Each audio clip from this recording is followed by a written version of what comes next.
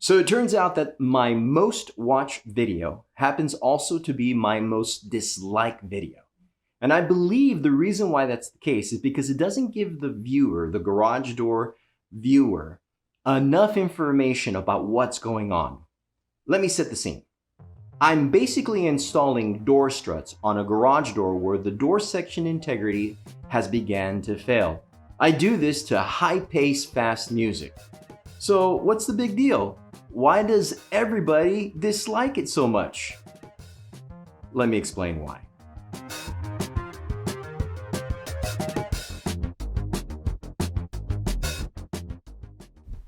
So here's the reason why I think people dislike this video so much. There's no talking in it. I explain nothing, or I give no reason to why I'm installing door struts on this garage door. But there's a reason for that. You see, a garage door will lose its integrity whenever it's compromised or damaged, whether by a vehicle or kids banging on the garage door with a basketball, or whatever sort of phenomenon that could cause a garage door integrity to bend or to bow. Now the reality is that if you're installing door struts, you need to know what type of struts your garage door requires. You just can't go putting up any type of door strut. In fact, you have to know the width of your garage door, you have to know the type of garage door you have, and in some cases it's even important to know the weight of your garage door. So knowing this information gives you an idea whether you're able to put a 2-inch thick garage door strut or a 3-inch thick garage door strut. Now, all garage doors should, and I quite frankly believe need, a top strut to the top door section. I can't tell you how many times I've seen a garage door that whenever the top strut is compromised or missing, that door is in shambles. In other words, the integrity of that top section is no longer there due to the operation of the door with the motor. So as that top section begins to bow, bend, and just start to give, well then you need to install either a new door strut or you need to put a new strut on there or a door strut on there. So top door struts are necessary, and most garage door installers will put a top strut on the top section of the garage door. And that's kind of like garage door 101. If you have a dealer installer or a dealer contractor that's putting on a door and they're omitting that top strut, hey, call them out on that because they should install a top strut on your garage door. Now, what about the other sections? So outside of the top strut, you don't necessarily need more struts applied to your garage door on a new door install. Now, you can install struts on the remaining sections, but that's only for specific needs. In some cases here, especially in Southern California, some garage door installers will install more struts to support the integrity of the door against wind. But honestly, if you're doing that to your garage door, it's better off to go with a wind-rated, or I should say a wind-proof garage door, like an insulated garage door, or some of these doors that are specifically designed to fight against the elements like wind. But again, if you're putting on door struts to your door section, you can do so, but you have to take certain factors into mind. Number one, the door struts add weight to your garage door. Now mind you, if you're putting on a 2-inch strut on the door sections, it's going to add at least an additional 10 to about 15 pounds of weight per strut.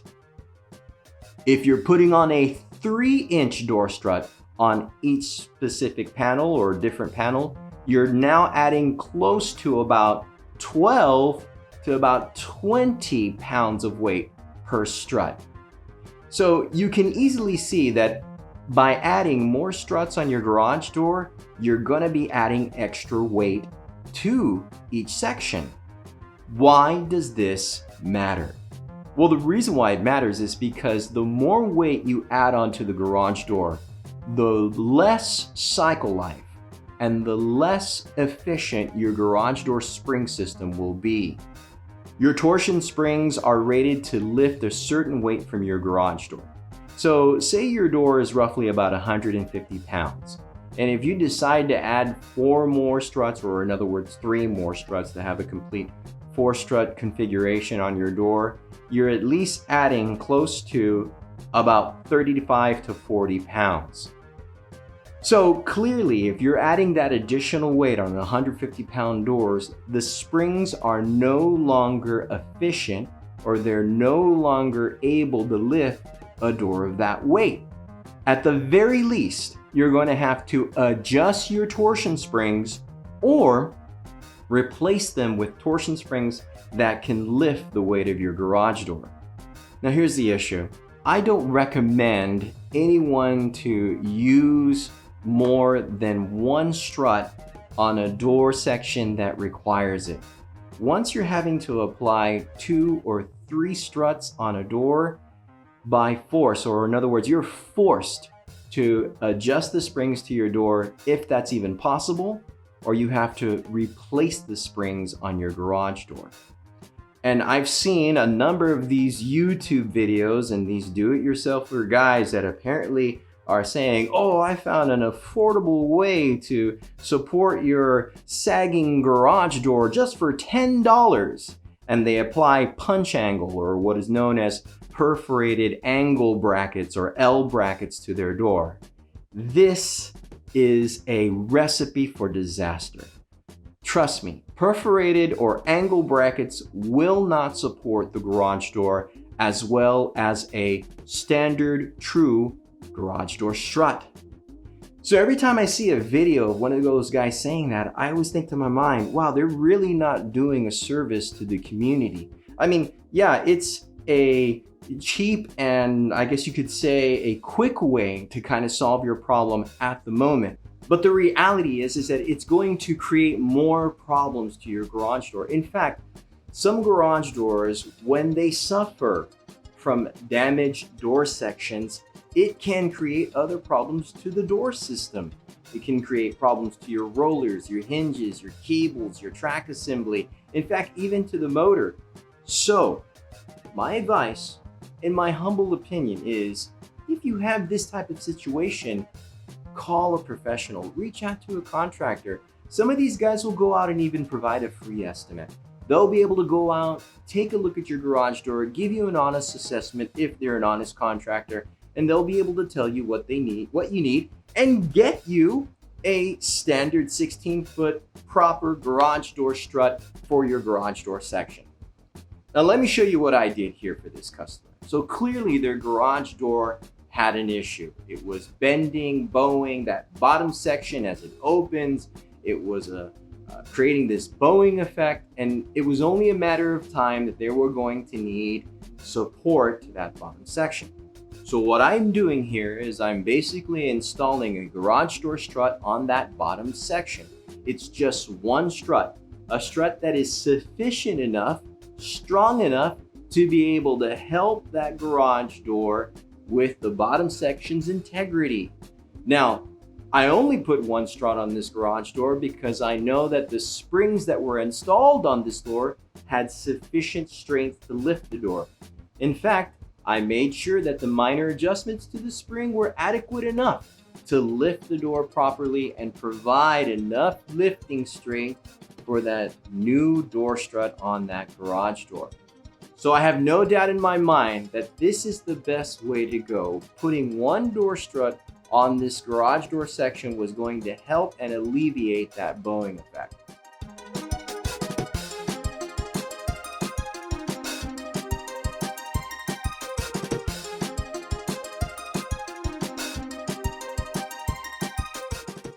So I want to end with this. When you're having to deal with a garage door that the integrity has been affected for a number of reasons, it could be anything.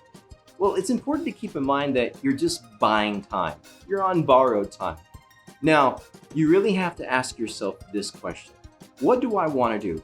Do I want to spend a little bit of money now and a lot later, or the right amount of money now and nothing later? Think about it. Because the more you invest in a damaged door, in damaged door sections, in time, you're still going to have to pay for a brand new garage door. And as things are going right now, things are not getting cheap. Garage doors are not getting cheaper. Garage door motors are not getting cheaper. So with that in mind, I always ask you, the viewer, the customer, well, what is your long-term goal? Granted, if you're selling your home, if you're looking to get out of that place, if it's a rental property, or let's say you're the tenant and you're the one that damaged the door, then a door strut should help out for the time being. But if you're looking to stay in this home for a relatively long time, and you know that the door already has enough age or years behind it, why not replace it? At the end of the day, both scenarios will help your situation. It's just how long do you want it to last? Overall, the principles and the ideas of putting on garage door struts are, I would say, a little bit universal, but not one scenario fits all. Again, if you have issues with your garage door sections, there could be a number of things happening to your garage door based or due to that lack of door section integrity.